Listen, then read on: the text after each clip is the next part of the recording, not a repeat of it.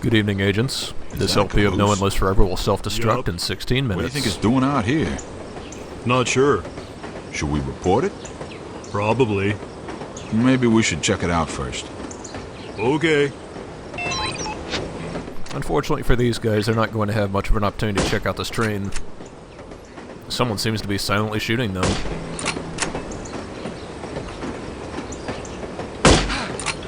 If you wait there long enough, the train will eventually coast to a stop, and they'll see you're sitting there on the back platform of it, and they'll come shoot you, but, you know, I believe in being proactive.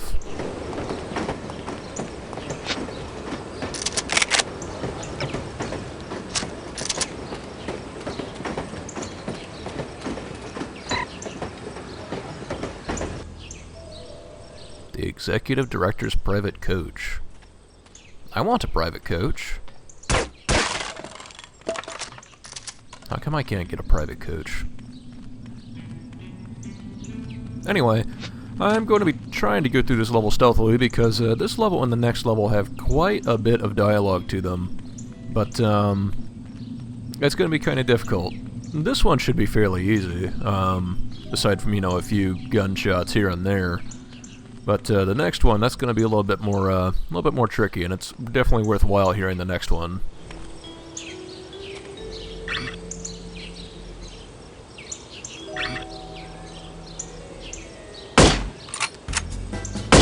I was definitely expecting that to be a one-hit kill.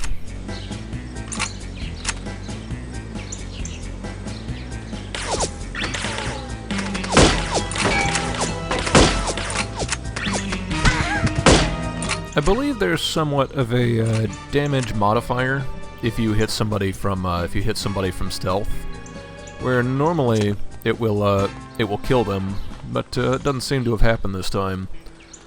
Because I know I've made some pretty extreme long-range shots even with a pistol, so you'd figure using a rifle that is actually being used by a sniper would, you know, make a difference. But I suppose not. One of the gadgets we received for this mission is the camera disabler, which just puts a static image in front of the camera. But there aren't really that many opportunities to use it. Most of the cameras are too high up on the wall to do anything with it, and well, even if they weren't, they aren't, oh, hello. I guess this guy heard the gunfire too and came to investigate. Sucks to be him. So yeah, normally, those two guys we saw come out on the catwalk are up on this platform on that door on the very left. And, they don't usually do anything, especially if you're being quiet about it. But I guess I kind of screwed this one up. If I had gotten that guy here on the catwalk with the first shot, probably wouldn't have had to worry about it. Now, this guy who came off of this ramp, this guy seems to come out on his own, gunshot or otherwise. And he just wants to come investigate things, you know, because he's nosy. We take a quick look around, we'll find we're in front of Dumas Lumber Company. Clear cutting since 1926. Use more wood. It'll grow back eventually.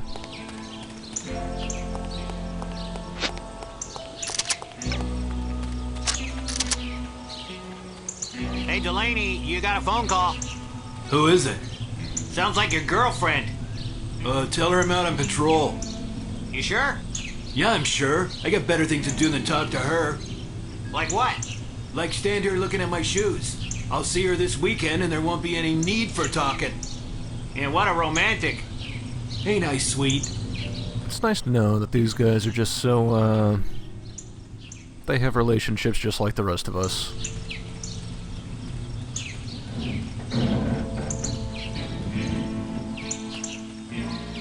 Where is the girl? I don't know. Then what use are you? Sounds like we're making waves among the enemies of justice.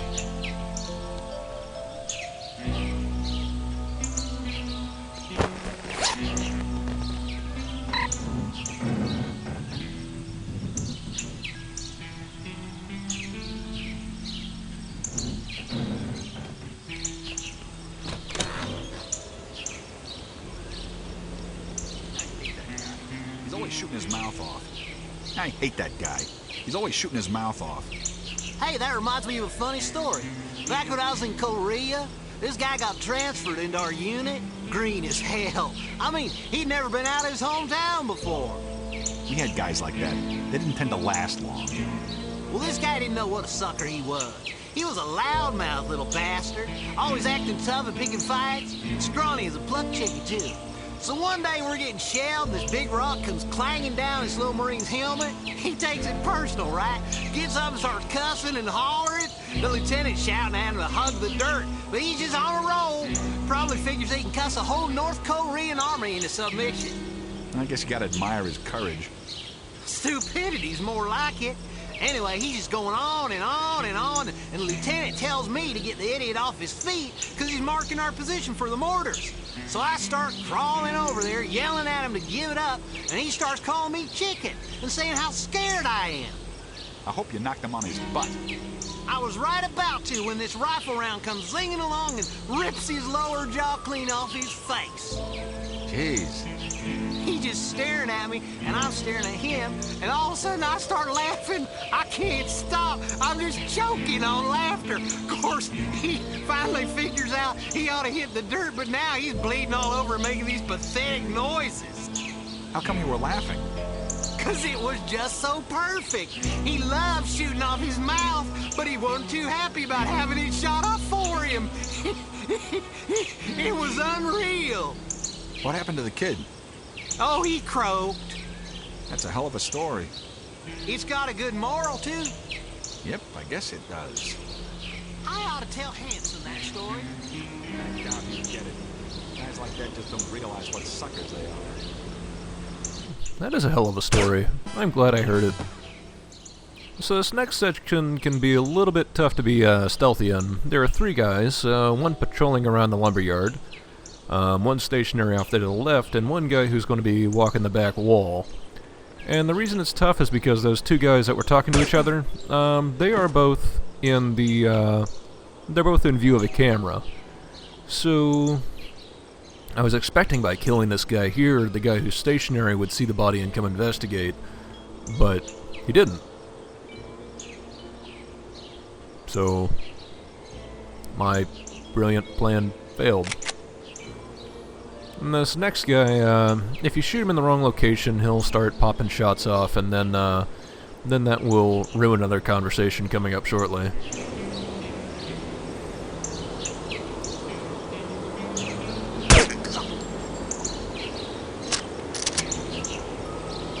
So, didn't you used to work for Evil Alliance? Yeah, for about a week. That bad, eh? You ever heard that saying about the banality of evil? About the Holocaust, yeah. Well, that definitely applies to Evil Alliance. Those guys are a bunch of idiots with huge entitlement issues. They really think the world owes them something. That's pretty common in this line of work. No kidding. I mean, I totally understand not wanting to have a legitimate job, but at least be honest about it. Some guys get so self-righteous, like it's okay to be evil because life is hard. Hell with that. Deal with it. Be a man. I always heard good things about Evil Alliance. I know a lot of guys that think they're this great little organization. Yeah, they have this weird credibility in the criminal industry for some reason. But you notice the media doesn't take them seriously at all. I never really thought about it, but you're right. The guy that runs it is a total moron. He's the most conniving, ambivalent little bastard I ever met. One day he's anti-American, the next he loves America and he hates the Germans. Sounds like a real jerk. Sad thing is, those idiots will never realize how insignificant they are. It's kind of ironic. They're irritating because they're stupid, but they're too stupid to realize it, which makes them even more irritating. I don't mind them being stupid. I can tolerate stupid people. I just can't stand smug, stupid people. Ah, well, what you gonna do? Ah, you just gotta vent every once in a while, you know? I guess so. Well, I better get back. See ya! Oh, don't worry. You can vent all you want. In hell. So, if you're like me and you're not actually too sure what that little bit on the banality of evil is, well, I really want to kill this guy. Oh, hey, he made it easy for me. I went ahead and looked up some stuff on the banality of evil, and it is about the Holocaust, but the only quote I could really find to maybe support what they were talking about is, the sad truth is that most evil is done by people who never make up their minds to be good or evil. And that's from Hannah Arendt. But, I don't know. I don't know if it particularly applies to that conversation, but, sure, why not? I'm in here looking for one more piece of intel, which, is not here. Alas. Anyway, it is time for a very exciting vehicle sequence. Are you excited? Huh, I'm excited. So I actually brought an additional weapon on this mission. It doesn't supply it to you, but,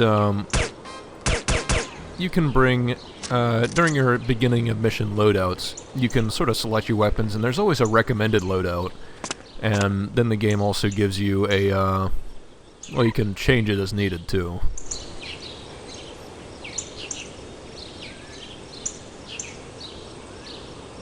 And the weapon I decided to bring is the sniper rifle because there is a surprising number of long-range gunfights coming up.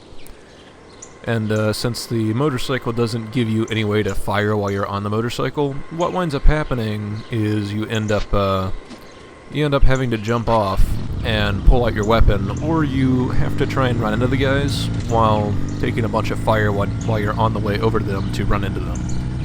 And neither one of these is particularly good. So I decided to go with the sniper rifle option.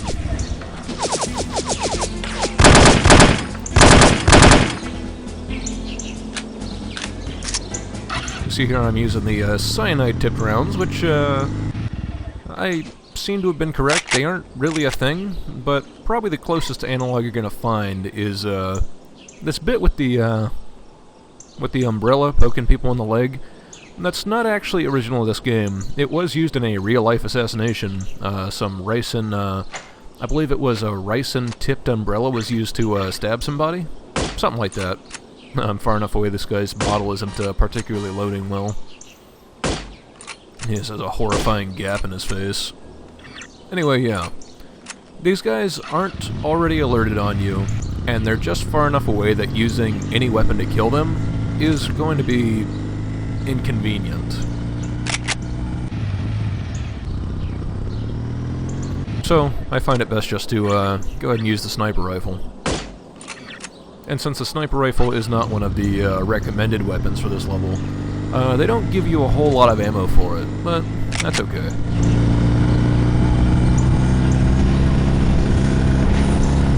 And they're always in these neat little packs of 3. How inconvenient.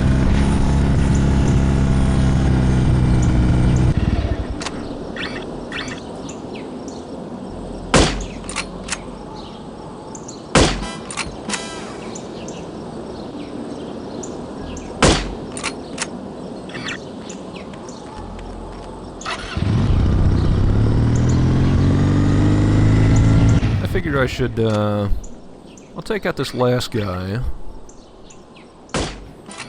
And then, you know what? I should show off running into a guy at least once.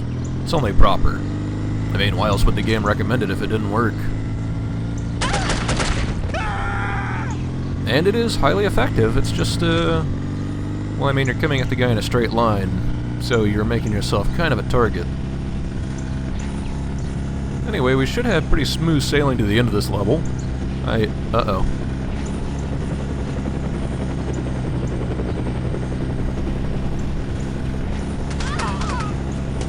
This last section gets a little dicey. You have a helicopter firing at you. You got a guy with a grenade launcher up top.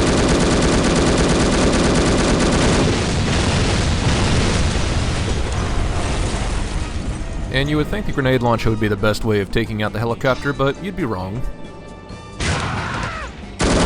As for the guy with the grenade launcher, he usually takes care of himself.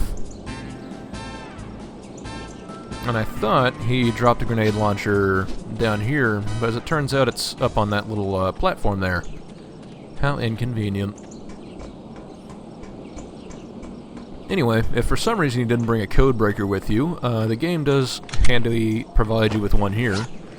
And you will need to go down to that little rock that just mysteriously opened up. And I'm sitting here waffling on whether or not I want this grenade launcher, but I really want it. I'm not going to use it, but, you know, I have my reasons.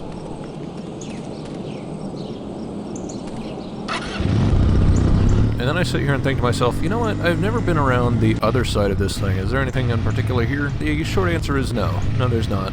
It's probably just a nice diversion to get away from the guys in that guard tower and also be able to take care of the helicopter. The M79, I believe that's what this one's called in the game. I mean, I'm pretty sure that's what it is in real life. It's not actually very good for taking out helicopters, and that's surprising to me. You would think explosions would be better than bullets at taking care of helicopters, but, you know. Who am I to argue with video games? Anyway, that's it for this level, so please join me next time.